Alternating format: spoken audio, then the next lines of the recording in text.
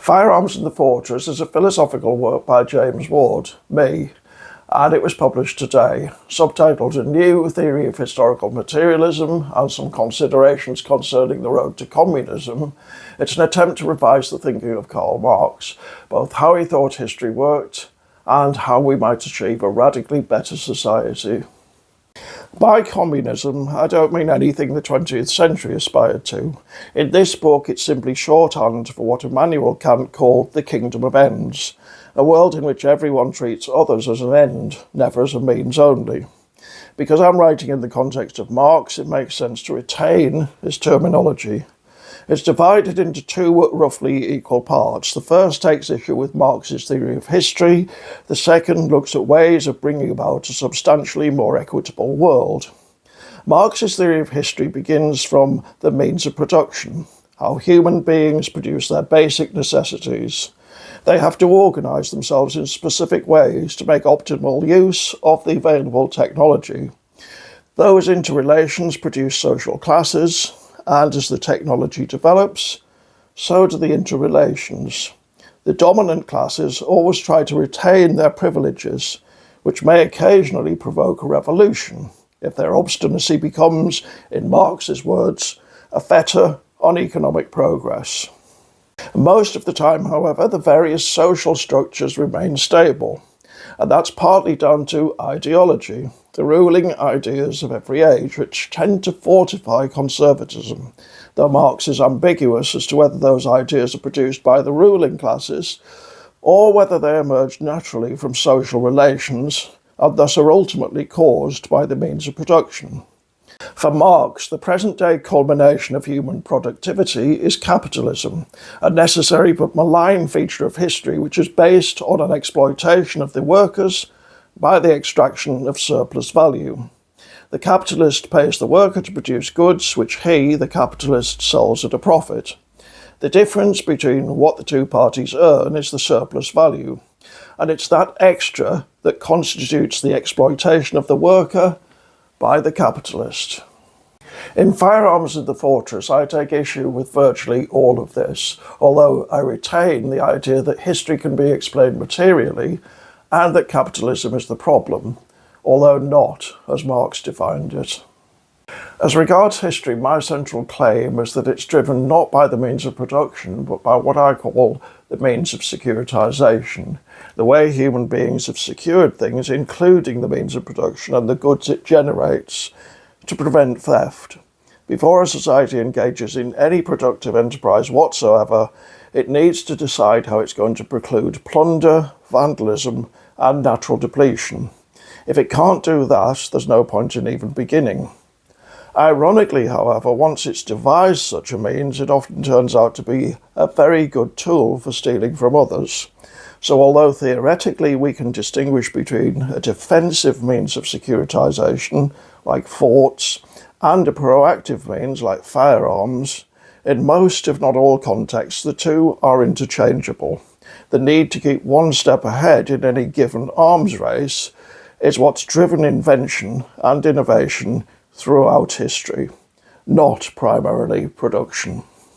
I realise there's an objection here to the effect of, since the means of securitization must itself be produced, the means of production must be prior. I deal with that objection in Chapter 1. At best, we have a chicken and egg dilemma. But since the means of securitization is vastly more pervasive than the means of production, it suffuses all areas of life all the time, and always has done, the claim that it is the principal conditioner of social relations seems, I think, inherently more plausible. I'd go further, though. The problem with seeing the means of production as the driver of history is that it doesn't obviously explain the ubiquity of violence, or why human nature often seems so dark. After all, production is a cooperative enterprise, and while the division of labour does give rise to inequalities, there's no reason why they shouldn't be mitigated. By contrast, the means of securitization is very good at explaining all of that. It happens because the primary driver of history is a collection of interrelated technologies designed to lock some people out against their interests. Marx himself had a concept of primitive accumulation, which almost led him to a consideration of the means of securitization. He asked how capital was first acquired. His answer was theft and plunder. Unfortunately, he left relatively unexplored the question of why theft and plunder should cede primacy to the means of production. Contemporary thinkers like David Harvey have pointed out that it's an ongoing process. They're right, but in my view, that requires an entirely new paradigm. Chapter 2 begins with a section called Considerations of Terminology, about the different ways in which critics use the term capitalism. Mostly its meaning is held to be obvious, although in fact it's anything but. Marx's attempt fails on a number of fronts. A worker selling his labour to someone who wants to make a profit isn't necessarily unfair. It can be, of course it can, but it doesn't need to be. It turns out, unexpectedly, that capitalism is strongly linked to the notion of the lumpen proletariat, a highly contested term which, properly understood, turns everything on its head. Marx himself invented it, but he uses it rarely and haphazardly. Commentators tend to assume it refers to a class even more impoverished than the proletariat. My view is that that isn't so much wrong as radically incomplete. It's principally an evaluative term and consistently negative. To some extent, it's the central aporia in Marxist thinking, and fully investigated, it undermines the entire edifice. Chapter 3 looks at ideology, which I argue is produced by the most heavily securitized, most subjugated classes in society as a form of auto-compensation. I insist throughout that securitization is much better at explaining social classes than production.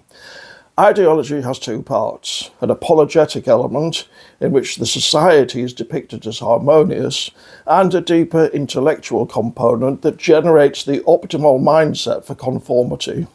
It oils the wheels of social interaction, but the ruling classes don't need it. They usually have armed soldiers to hand. The book's second part considers the way forward. It begins by looking at Marx and Engels' 10-point programme in the Communist Manifesto, before proposing 10 tentative points of its own. Much of the ensuing discussion about how to progress is framed by the dialogue between prefigurativism and vanguardism, and it draws heavily on Vincent Bevins's 2023 If We Burn. This isn't a pessimistic book. It doesn't have much time for identity politics, which it sees as being about compensation within the present system, and it considers the negative dialectics of the Frankfurt School to be a dead end. It thinks there is such a thing as civil society apart from capitalism. If there wasn't, capitalists wouldn't continually be trying to undermine it. It is worth preserving. It also recommends building bridges between right and left on the grounds that the political right has been partly hijacked by neoliberalism. 77 million people recently voted for Donald Trump, and if they're all passionate supporters of capitalism, we might as well retire. I'm pretty sure they're not. Underneath, the right is mainly about nostalgia for and loyalty to the world of yesteryear, albeit selectively recalled. It's different to what we've generally been led to believe. It should be talkable too. Anyway, that's Firearms the Fortress, of which I've only been able to present the conclusions. The arguments are all in here. Thank you for watching.